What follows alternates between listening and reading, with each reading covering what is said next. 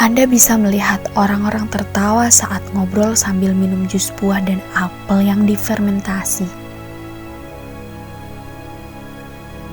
Hingga aneka buah dan sayur mayur yang menjadi sajian keluarga di meja makan. Tapi pernahkah Anda bertanya proses seperti apa yang telah mengantar buah tersebut sampai di tempat yang sama sekali berkebalikan dengan asalnya? Salah satunya di perantai perempuan tangguh yang bekerja sebagai kuli panggul barang. Di pasar induk buah dan sayur Giwangan ini mereka bekerja di waktu dini hari menjelang fajar, siang, sore dan malam hari.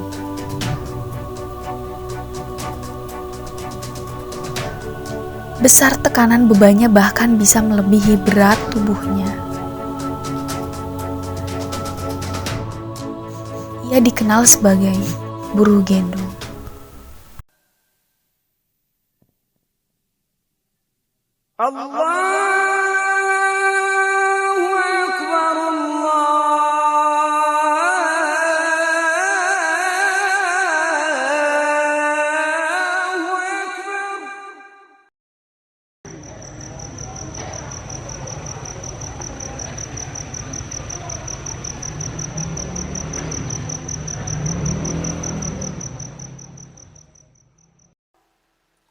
Ya, guru saya menjadi buruh gendong itu sejak mulai 95 sampai sekarang. Berhenti 2 tahun menyusui anak yang kecil. 95 sampai sekarang. Awal mulanya dulu diajak sama orang tua. Awal mulanya saya di rumah punya anak kecil, ya toh. Pekerjaan saya itu cuman batik. Ya. Dikarenakan batik itu kurang itu tadi penghasilan, itu sama orang tua saya diajak ke pasar, diajarin gendong itu dari shopping jalan Triwedhan itu. Terus ibu juga berarti awal jadi buruh gendong itu di sana juga? Iya, di sana. 95 di sana, pindah ke sini kan 2006 toh. Ya, kalau suamiku di rumah kerja, jual beli rosok. Ya, jual beli rosok. Itu setiap hari? Tiap hari. Nanti kalau ada buruan di sawah itu ya tinggal di sawah, nanti jual belinya rosok berhenti. Nanti kalau nggak ada buruan sawah ke rosok lagi itu. Awal mula saya menjadi buruh gendong itu karena perasaan saya itu awal mulanya itu takut. Karena apa? Karena takut itu tadi kan yang digendong itu beratnya melebihi badan saya, ya toh. Kalau di sana kan kalau di shopping itu besar ya, 50 ke atas, 60, 80 gitu ya. 80 kilo. Ada yang 1 kental ada kalau di tempat sana tuh. Kemarin kan awal mula rasanya takut itu dikarenakan nanti kalau jatuh nggak kuat nanti kan perjalanan menuju ke dasaran itu loh, nanti jauh loh. Jadi kan di tempat ngambil dibawa ke tempat tujuan untuk dijual. Tuh. Terus kalau untuk sekarang gimana gitu? Maksudnya seiring berjalannya waktu sekarang merasa nyaman dikarenakan gendongan tertentu. Nanti beratnya ya stabil. Paling berat itu 78, 79 itu sudah berat. 78, 76 itu sudah berat. Kalau yang cuman itu yang brokoli itu kan cuman 30, 20, 40 gitu. Kan dikarenakan saya sambil nunggu gendongan itu membantu pedagang jualan itu saya ya itu tadi menunggunya gendongan datang, saya ngikutin ini tadi kerjaan yang seperti ini. Yang saya rasakan adalah itu tadi kendalanya, kalau jalan licin atau parkir itu nanti kalau banyak pengunjung, banyak yang gak nyaman toh Mbak, dikarenakan tadi mau lewat itu nggak bisa, susah kalau bawa gendongan itu tadi, nanti nggak muter-muter. Kalau hujan kan licin, itu kendalanya. Ya pernah jatuh ya, karena kan itu tadi ada kulit pelem itu bisa plastik, pleset. Oh, sebenarnya itu tadi kan disuruh toh. Nah, pengguna jasa kan manggil gitu, nanti siapa yang dipanggil gitu kan nggak berebut. Ya kalau buruh yang lain kan di sana kan banyak teman-teman toh. Nah, itu tadi ya berantri, siapa ya kalau ada pembeli, pedagang mau beli dagangan itu mengikuti loh, caranya mengikuti yang mau beli dagangan itu. Nanti berapa yang diberi, berapa karung itu tadi, kalau ada orang yang mengikuti 3 ya nanti yang satunya nggak dapat gitu, cuman kalau di buah, kalau di sayur.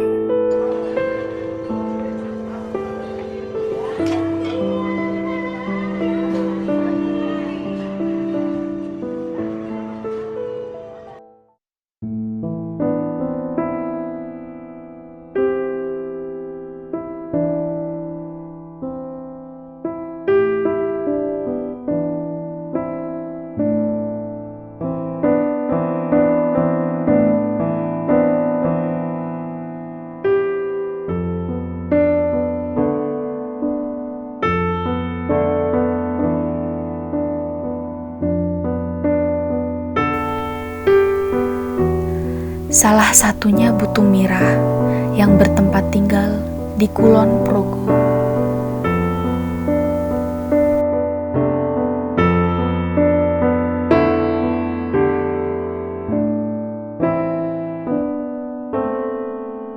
Mayoritas jarak tempat tinggal buruh gendong dengan pasar Giwangan tidaklah dekat.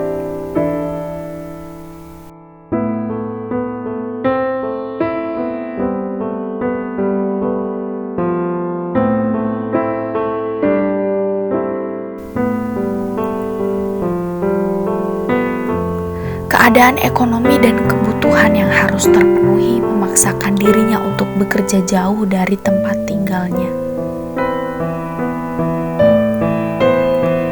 Yang sudah pasti akan mengakibatkan jarangnya bertemu dengan anggota keluarga yang ada di rumah.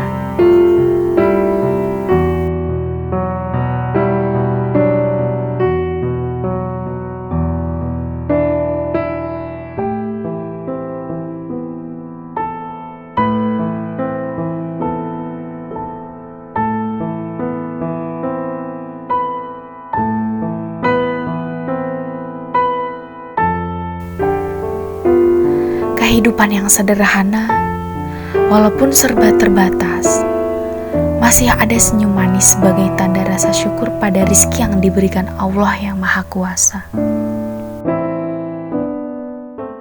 Pertama itu di Beringharjo, terus turun, terus di Suping pindah Gamping, terus pindah Giwangan lagi gitu. Itu dipindah atau pindah? Pindah sendiri, iya. Itu pertama kali Ibu menjadi buruh gendong itu atas rasa kemauan sendiri atau diajak atau gimana? Ya kemauan sendiri, saya itu kepengen kulit saya itu buruh gendong kan uangnya banyak gitu. Itulah ikut gitu. Saya suka ya itu kebutuhan sehari-hari itu kan mencukupi ya, terpenuhi gitu. Kayak mau kerja apa kan nggak sekolah gitu. Misalnya bisa buruh gendong tuh, nah, sekolah kan bisa kerja pabrik gitu kan, nggak sekolah aja harap mau jualan, nggak punya modal. Nah kemarin tuh jatuh karena kesleo ya, keplere nggak berat tapi kan kepleset gitu, jatuh ya. Ya 50, kalau rame itu ya 90 gitu. Ya kalau sekarang tuh 5.000. Itu meskipun beratnya beda-beda tetap 5.000 gitu. Kalau beratnya ya 80 itu ya 7.000 gitu. Paling maksimal 80 kilo. Iya, 7.000. Iya. Itu jauh dekat sama aja 5.000 7.000. Iya. Terus untuk kerjanya sendiri dari jam berapa sampai jam berapa? Kalau saya ya tuh jam 5 pagi sampai jam 12 itu istirahat. Terus engko jam 2 berangkat lagi. Kepulang maghriban dulu, terus berangkat lagi sampai jam 12. Kalau Ya. di jam 2-3 dini hari itu kerja atau istirahat? Istirahat kalau saya. Mulai lagi jam Mulai jam 5 lagi, 5 pagi itu. Berarti banyak waktu yang buat kerjanya ya Bu, Iya, buat istirahat. iya. Di sana kan ada buruh yang laki-laki ya Bu ya? Ada banyak. Itu cara pembagian kerja sama yang buruh laki-laki itu campur atau Campur nggak campur itu kan, nek buruh laki-laki itu kan anu partai besar tuh. Lalu anu belanjanya luar itu kan laki-laki. Kalau saya kan paling banyak 10 gitu, 5 gitu kan perempuan. kalau yang laki-laki yang lebih banyak? Lebih banyak tuh 1 truk, 1 mobil tuh kan laki-laki. Rasanya jadi tukang gendong itu ya ada capeknya, ya ada susahnya, ada senangnya. Capeknya kalau gendong berat itu upahnya cuma sedikit. Jadi kalau senangnya kalau dapat bayaran yang umumnya gitu. Tapi kalau keselnya ya kalau jalan terus itu gendong berat ya capek, istirahat.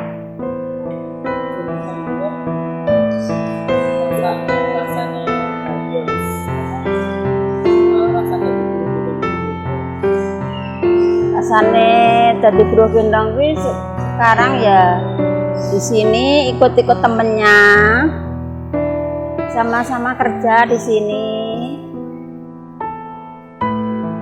Kalau gendong itu toh, kalau gendong terus apa hasilnya itu 1 hari apa 1 gendong? Kalau 1 gendong ya ada ya 4.000, ada ya 5.000, nggak mesti. Nggak. Kalau 1 hari ya kadang-kadang dapat 50.000, kadang ya 60.000. Gitu. Ya kalau susah seneng aja, kalau punya hasil banyak ya senang, kalau hasil sedikit ya rada susah. Soalnya apa, dibuat ekonomiku gak cukup gitu. Susah gitu, soalnya ekonominya banyak urusannya.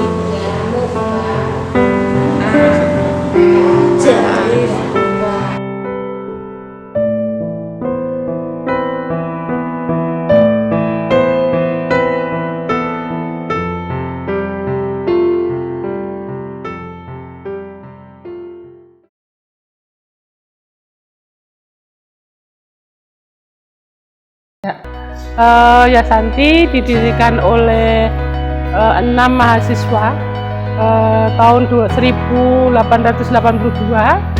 yang bertujuan yang berangkat dari rasa keprihatinannya terhadap nasib atau persoalan perempuan, khususnya perempuan yang terpinggirkan. Dan kebetulan memang Yasanti punya komitmen untuk bersama-sama maju bareng bersama buruh perempuan. Kenapa kok kita peduli atau mau maju bersama buruh gendong? Karena buruh gendong adalah perempuan yang tidak pernah dianggap ada.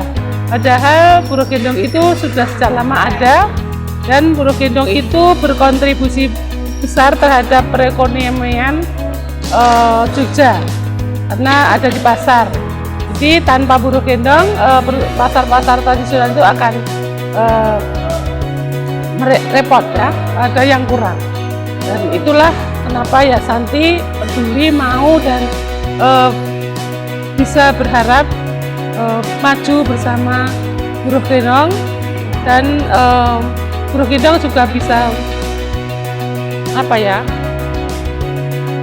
buruh gendong bisa mampu menjadi pekerja yang betul-betul ada. Ya. Jadi Yasanti berawal dari penelitian dan tahun 1988. Setelah penelitian itu ditulis menjadi buku, rasanya kalau hanya melakukan penelitian saja tanpa melakukan action kan belum sempurna, tidak bisa lengkap. Nah, makanya dimulailah tahun 1991 melakukan pengorganisasian buruh gendong di Pasar Beringharjo. Setelah itu dari Pasar Beringharjo, Sopeng yang dulu pasar tradisional yang sangat masih orisinil itu dibangun dan dipindahkan ke sini sebagian, sehingga kawan-kawan banyak yang pindah sini lah. Yasanti mengikuti kawan-kawan yang kerja di sini. Jadi di Giwangan itu di Beringharjo itu tahun 1991, 1992. Kalau di sini itu mulai pasca gempa 2006. Ya 2006 kita di sini di Giwangan khususnya itu kita melakukan pengamatan dulu. Kita membentuk poin-poin, kontak-kontak beberapa orang perkenalan. Dilanjutkan 2007-2008 membentuk kelompok yang tadinya hanya 15 sampai 20 orang, dan alhamdulillah sekarang sudah sekitar 137, tapi sudah kabudut 2, tinggal 135. Yang dilakukan Yasanti terhadap kawan-kawan buruh gendong adalah satu, melakukan pendampingan terhadap ekonomi, bentuknya simpan pinjam supaya tidak terjerumus dalam rentenir. Yang kedua, penguatan secara personal dengan cara pelatihan gender, pelatihan pengorganisasian, pelatihan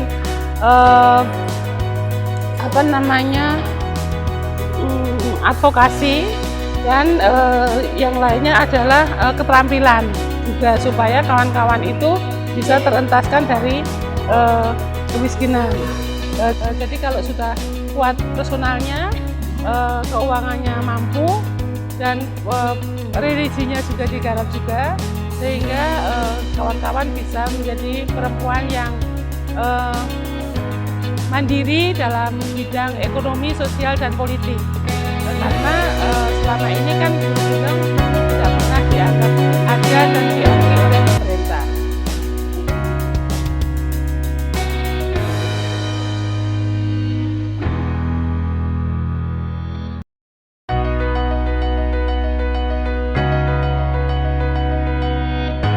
Ya, tugas Lurah Pasar sebagai koordinator pasar. Ya, ini sebagai koordinator beberapa yang ada di pasar, termasuk koordinator keamanan, koordinator kebersihan, koordinator pemeliharaan, sarana prasarana pasar, juga koordinator penarikan retribusi. Ya, untuk jam kerja saya Senin sampai Kamis itu jam 8 sampai jam setengah 4 pagi, karena kan saya pagi sebelum apel pagi saya datang absen di pasar Bengajo. Kebetulan nanti saya juga sebagai enumerator harga, pemantau harga, jadi saya update harga setiap hari untuk laporan ke Kementerian Pertanian, juga ke Bulog, ke Disperindak Provinsi, dan Dinas Pertanian dan Ketahanan Pangan.